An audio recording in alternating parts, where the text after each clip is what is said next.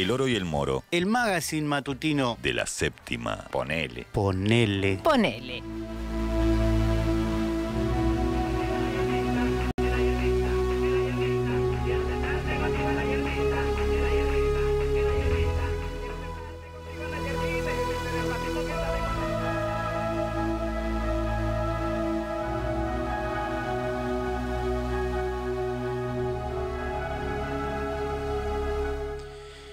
Bueno, muy bien, 11 de la mañana, 30 minutos, y la musiquita esta que estás escuchando nos pone en clima para poder recibir a nuestra amiga Lucila Lestrange con su segmento, con su columna de mitos y leyendas argentina. Buen día, ¿cómo le va mi querida Lucila?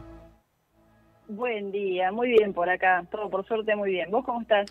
Yo estoy como día miércoles, no sé si voy, no sé si vengo.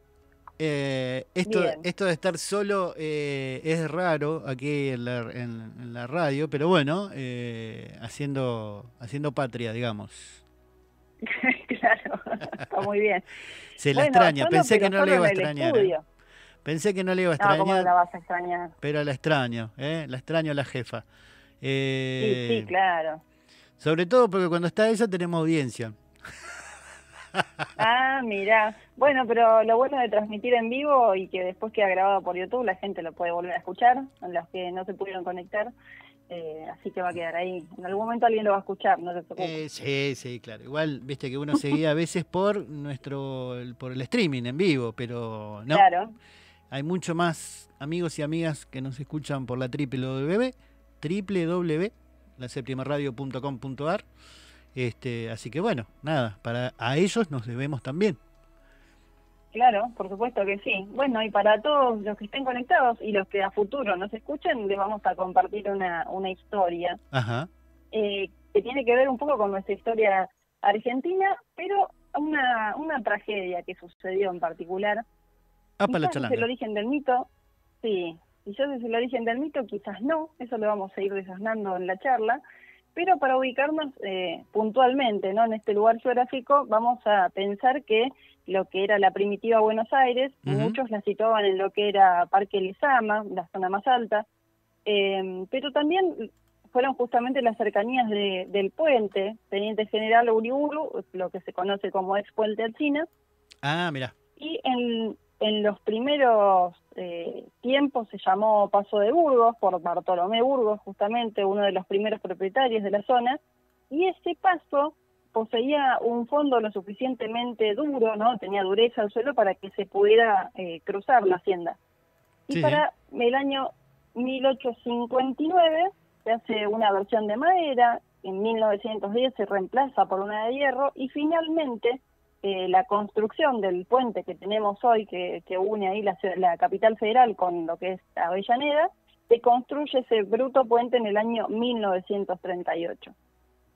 Y bien, este lugar, vamos a estar después hablando un poco las actividades que se hacían, ¿no? Porque fue un sitio de saladeros, luego de curtiembres, de matarifes, una zona muy inundable, ¿no? Lo que también da contexto de la población que se asienta en esos lugares, porque suele ser la más económica, las zonas más económicas, y por lo tanto se va a la población más vulnerable. Claro. Pero todo esto va a ir decantando más tarde. Y acá vamos a pensar en otra cuestión que fue también muy importante en Argentina, que es que Buenos Aires supo tener la red de tranvías más grande del país, ¿sí? Con 900 kilómetros de vías. Parezco Macri hablando de los subtes, pero no, en este caso los números son ciertos. Lo volviste a nombrar, y lo volviste a nombrar. Bueno, igual hoy en día tenemos cosas peores para nombrar, sí, que, pero viste, por las dudas, es lo que es. todo contra la pared. Sí. Prometo que no nombro a ese, ni al Patilludo, ni al Peluca, ni a ninguno más por el resto de la charla. Te lo voy a agradecer. Dale. Entonces le decía, ¿no? Que supo tener 900 kilómetros de vías, además era un símbolo de modernidad el tranvía, también principalmente una forma de conexión entre barrios, y un sistema que unía la vida de miles de personas transportándose desde sus hogares hacia sus trabajos, ¿no? Esta facilidad que nos da. Y estas vías, esta red de tranvías de Buenos Aires no era solamente una de las más extensas de Latinoamérica, sino que del mundo. Así que bastante orgullosos tenemos que estar de esa época y de esto que se hacía. Y le daba la oportunidad de las personas que vivían en las afueras de Buenos Aires y trabajaban en el centro, poder trasladarse de una forma bastante rápida, con una buena frecuencia, con buena calidad e incluso con precio accesible, porque había un horario destinado para los obreros. Así que había una tarifa y un horario especial para que los obreros pudieran trasladarse. Bien. Y en una época donde era clave que esto sucediera, porque comenzaba la industria, la fuerza, ¿no?, de la industria nacional. Después, bueno, estamos hablando principio de 1930, comienza la década infame, pero más o menos como para ir contextualizando, ahora que ya sabemos dónde estamos emplazados geográficamente y un poco de su historia, les voy a hablar un poco de un episodio en particular que se da. 12 de julio del año 1930, la ciudad amanece con el mismo ritmo de todos los días, bastante acelerado, te imaginarás, y el tranvía número 105, interno 75, que conectaba Temperley, en provincia de Buenos Aires, con Constitución, en la capital federal, esperaba, podemos decir, en la parada, ahí brillando bajo el tenue luz del amanecer.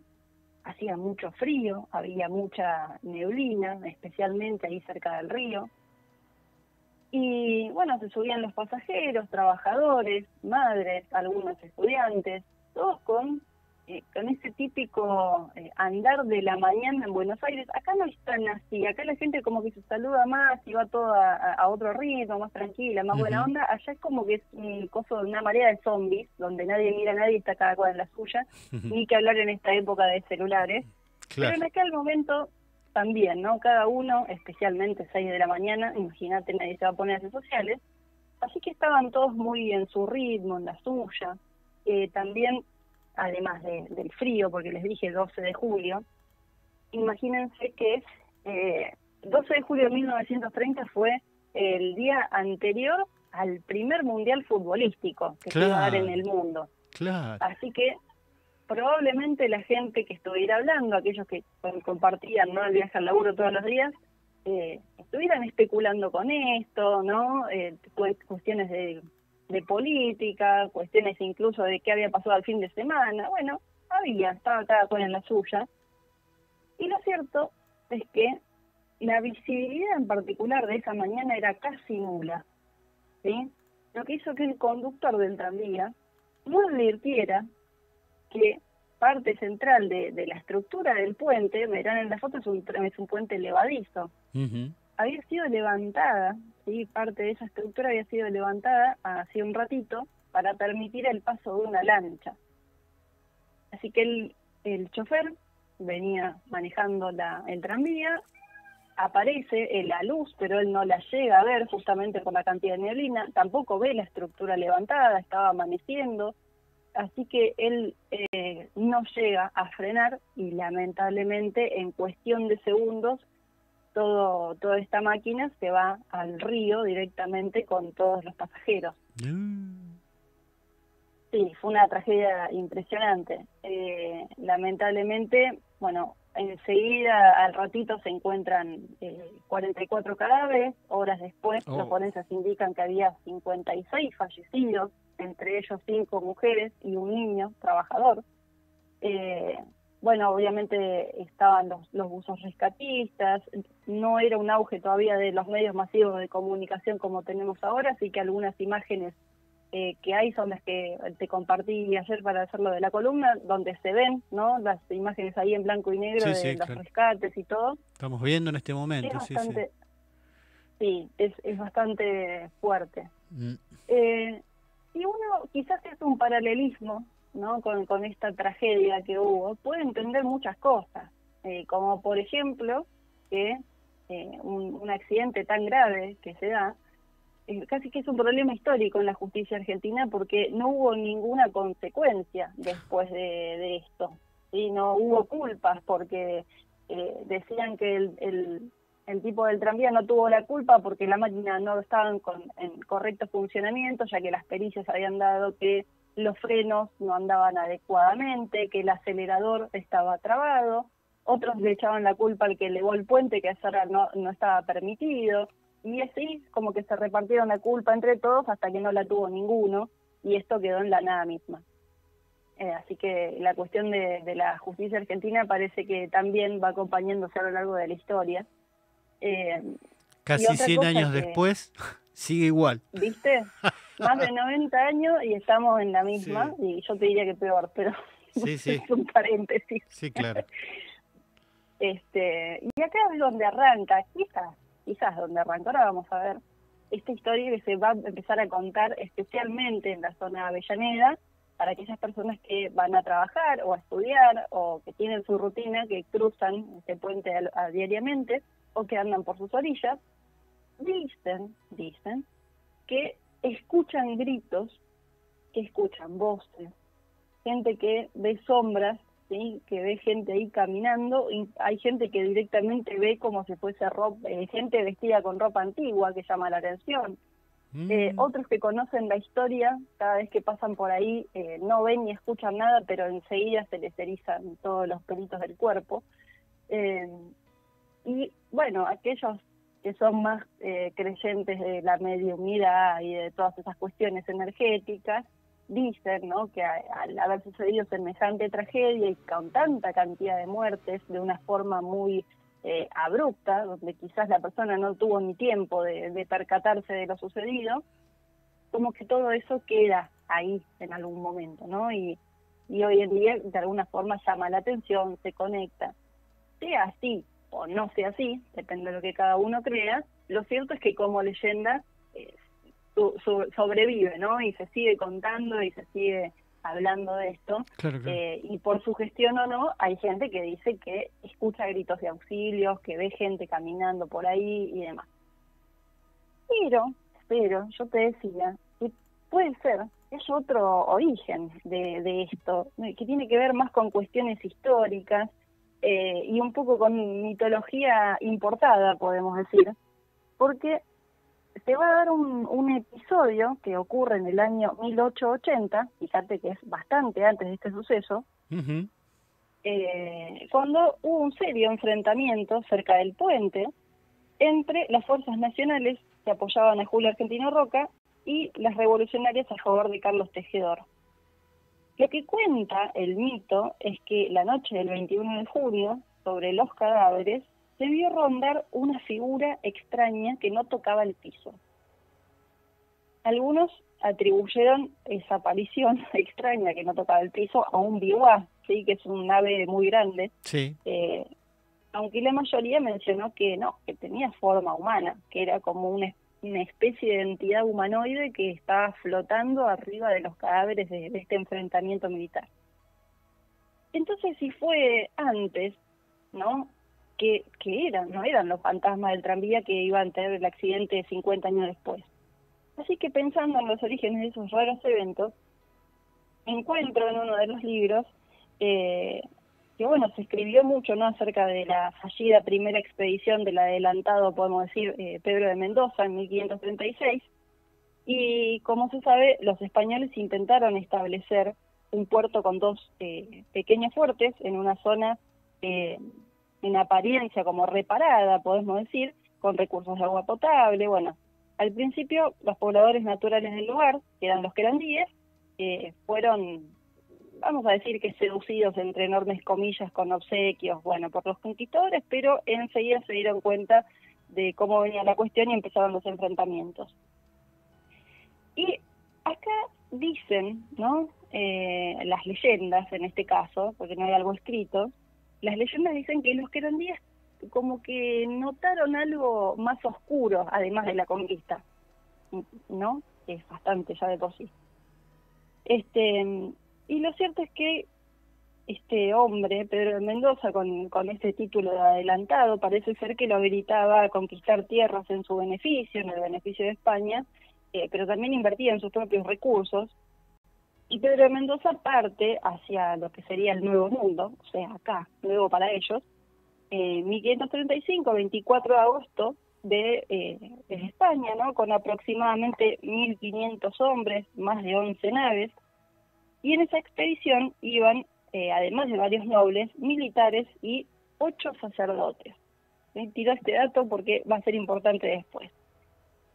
Y si bien los datos son muy confusos y se han transportado de forma oral, como les decía antes, no deja de ser inquietante el origen de los extraños eventos que tendrían relación, esta atención acá, con las brujas acuáticas. ¿Y en qué momento, no? Soltamos a hablar de brujas acuáticas en el 1500, pero bueno, claro. Cosas que pasan en esta columna.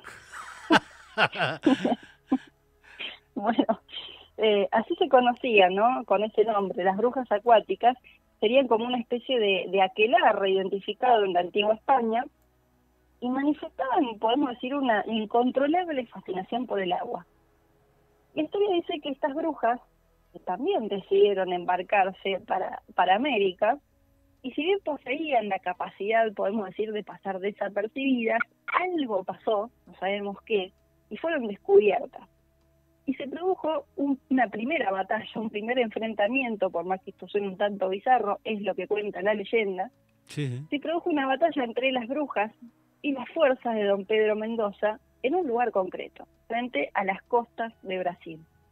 Bueno, al parecer la violencia del combate fue el detonante de una terrible tormenta, ¿no? Porque eran brujas, claro. Que terminó dispersando a la flota. Los sacerdotes parece ser que lograron expulsarlas, o al menos eso creyeron, porque parece ser que hubo una de ellas que sobrevivió y no solo desembarcó con la expedición, sino que también lo maldijo a Pedro de Mendoza. Ya de por sí estaba bastante enfermo de sífilis, así que la maldición estaba asegurada, claro. Pero ya no le quedaba tanto, ¿no? Tome, por invasor, bueno, le dijeron, tome. Claro, toma, sífilis y encima una maldición. Así que bueno, parece ser que dicen que esta fue la falta del liderazgo del adelantado, una de las causas del fracaso del asentamiento. Él ya veía alucinaciones, no paraba de quejarse, especialmente las noches. Y bueno, lo que se cuenta es que los querandíes, a través de sus hechiceros, habrían detectado que este mal que habría venido con ellos, no solamente para expulsarlo de sus tierras, sino que encima traían una bruja. Y aparentemente esta bruja queda, ¿no?, en ese lugar, cerca del agua, en este puente que yo les hablaba de la tragedia, el puente Alsina. Y muchos cuentan, hay versiones de los poquísimos sobrevivientes que había en esa época, o incluso gente que entrevistó a los buzos que estaban haciendo los rescates, sí. Que pasaron cosas raras, ¿no? Testimonios que decían que algunos hombres que estaban en la parte delante del tranvía, antes de irse al agua directamente, habían visto sobre el puente a una mujer muy, muy bella, muy llamativa, completamente desnuda. Algunos incluso, teniendo esta versión, decían que eso quizás había sido lo que distrajo al maquinista, pero bueno, después las pericias dieron otra cosa, ¿no? Y las mujeres decían que vieron un hombre, así de bello, etcétera.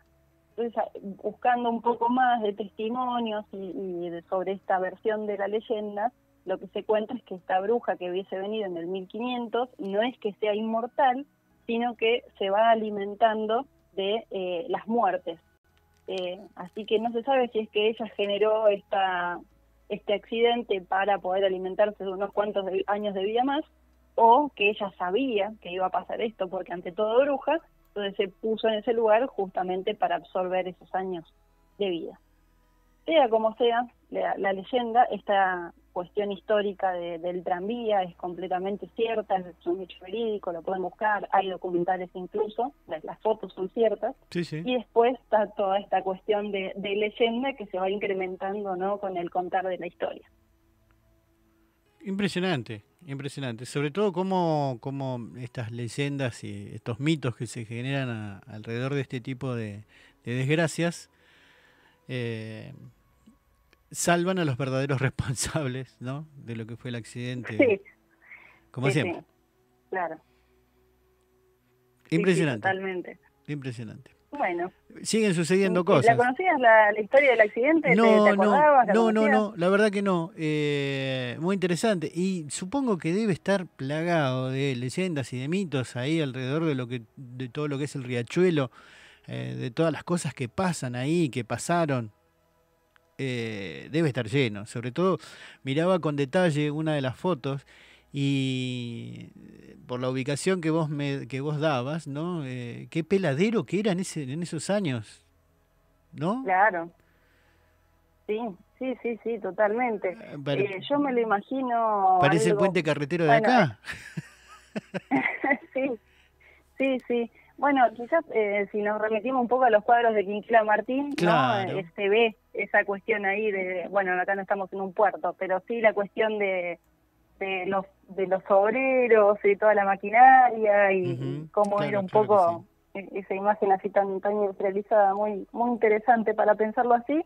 Y en cuanto a las historias, sí, yo de hecho en algún momento hablaba de lo del reservito, quizás en algún momento del año lo retomemos, esa leyenda que es muy interesante, que surge también, ¿no? A partir de la reforma que se le da al territorio en la zona de Puerto Madero, que estaba totalmente abandonada, contaminada, claro, que también, ¿no? Consecuencia de esta industrialización, donde no había tanta conciencia de las cuestiones ecológicas, y surge, ¿no? Como una especie de animal radioactivo que queda ahí en la Reserva Ecológica Costanera Sur.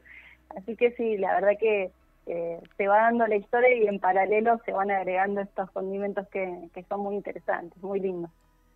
Impresionante. Lucila, nos quedan unos minutitos más y voy a hacerte una especie de reportaje, si me lo permitís. Vale, cómo no, sí, claro. En primer lugar, sabemos que la columna de mitos y leyendas a partir de marzo cambia de formato, un formato compartido con la licenciada en audiovisuales Genoveva Celecinco. Y la más grosa de todas. La más grosa de todas, que también tiene su columna de Séptimo Arte con las recomendaciones de cine, curiosidades, bueno. ¿Te puedo preguntar cuál es la idea, cómo viene marchando esa nueva fusión aquí en la radio? Sí, por supuesto. También después le vamos a preguntar un poco más ajeno, porque la verdad es que lo hemos hablado así en charla de mates, claro, con cómo va surgiendo. Pero yo les cuento cuál es la idea, al menos hasta lo que tenemos hablado, ¿no? Dale. Como bien decías, ella es especialista en cine, que tiene su columna, yo más bien en mitología y cuestiones de la geografía, y si bien son temáticas que abordan cuestiones totalmente diferentes, en algún punto se tocan, ¿sí? Y la idea es compartir esto. Un mismo espacio, y por ejemplo la columna de mitos dura media hora y la de Geno también dura media hora, bueno, media hora nos dedicamos a hablar de alguna leyenda, y Geno quizás se le ocurre como cuestiones disparadoras alguna peli, o simplemente ella, como también le gusta mucho la temática del terror y de las leyendas y esas cosas así, puede dar su aporte y su mirada, que siempre es bastante enriquecedora en las historias. Y lo mismo al revés, ¿no? Yo de cine no sé absolutamente nada, soy una espectadora que disfruta mucho de las películas y nada más. Sí. Y quizás encontrarle la interpretación en algunas cuestiones que tiene que ver con la mitología. Hay muchas películas del cine argentino que tienen esta cuestión. Hace no mucho salió la peli esta, ya se me fue el nombre de vuelta, la del embichado, no me acuerdo ahora el título. Pero bueno, Caresco. Una peli de terror. Ah, mira. Es una peli de terror argentina bastante reciente, donde no es una leyenda en sí, pero inventan el guión de la peli, inventa un relato que tiene que ver con una leyenda, y ahí se toman muchos elementos desde mi punto de vista, no digo que sea así, desde mi punto de vista, que he leído mucho sobre leyendas, se toman muchos elementos que son comunes para poder contar una leyenda y que funcione como tal. Pero claro, Geno ve esa peli y ella ve las luces, la dirección, la escena, ve otras cosas. Así que la idea es eso, como poder compartir los dos puntos de vista en una misma charla. Genial. Va a estar, no spoilemos nada más, pero ya me muestro entusiasmado de ver esa fusión de estas dos grandes columnas. En consonancia con eso, te cuento, hoy habíamos estado recomendando, o por lo menos estuvimos compartiendo 10 autores del género de terror que no pueden faltar en tu biblioteca. Así que si después querés mirar la repetición del programa por ahí, te vas a dar cuenta que mencionamos, bueno, los más grandes, ¿no? Desde Allan Poe, Mary Shelley, Stephen King, Clay Barker, Lovecraft. Lovecraft, sí, creo que se pronuncia así. Sí. Bueno, y hasta un chino, hay la posibilidad también, bueno, Shirley Jackson.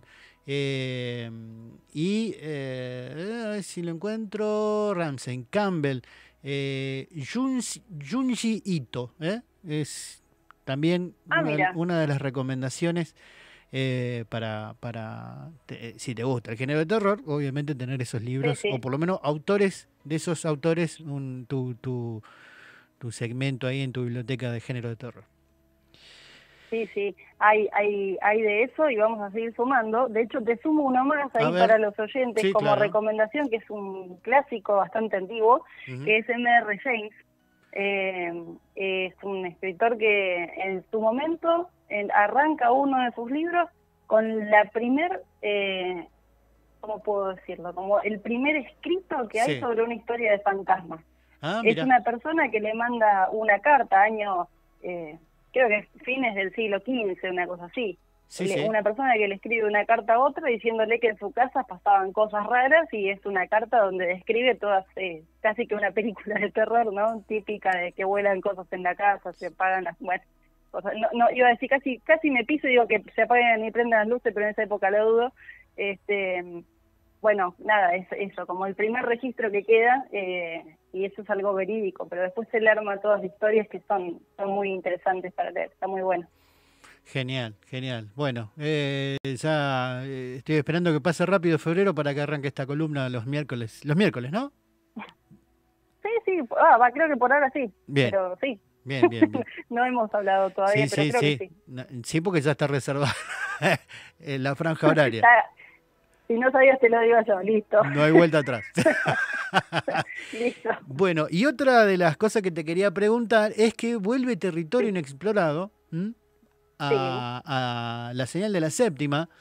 Vuelve el jueves 6 de marzo, como siempre, jueves, y también la misma hora, 19 horas. Ansiosos, obviamente, me imagino que deben volver con de todo, ¿no? Y sí, como siempre buscando nuevas historias, preparando ahí cuestiones geográficas, también ya contactando, ¿no?, con nuestros columnistas a ver si este año también retoman, que creemos que por ahora viene todo bien, y pensando en posibles entrevistados, así que sí, viene con todo, ya estamos organizando. Mirá vos, y nosotros te queríamos robar a los amigos de Mandrágora y de... Nautilus y Mandrágora, sí, te lo queríamos robar para tenerlos aquí en el Lorio del Mono, así que vamos a tener que negociar, Lucila. No sé, vamos a ver. Vamos a ver si lo entregamos o no lo entregamos, está bien. Vamos a ver. Y si no, bueno, le robaremos el contenido para pasarlo en algún momento aquí como ya hemos hecho. Muy bien. Bien, perfecto. Bueno, todas buenas noticias, más allá de las leyendas y de las tragedias que muchas veces podemos encontrar en estas leyendas urbanas, leyendas de Argentina, de la mano de Lucila Lestrange, nuestra especialista, nuestra investigadora, y que además es una de las conductoras del programa, que vuelve a la señal de la séptima el 6 de marzo. Lucila, muchísimas gracias. La verdad que hoy la columna estuvo tremenda y nos reencontramos el próximo miércoles. Bueno, muchas gracias, Juan. Gracias por el espacio, como siempre, y te mando un abrazo grande. Nos vemos el próximo miércoles. Dale, un abrazo grande entonces.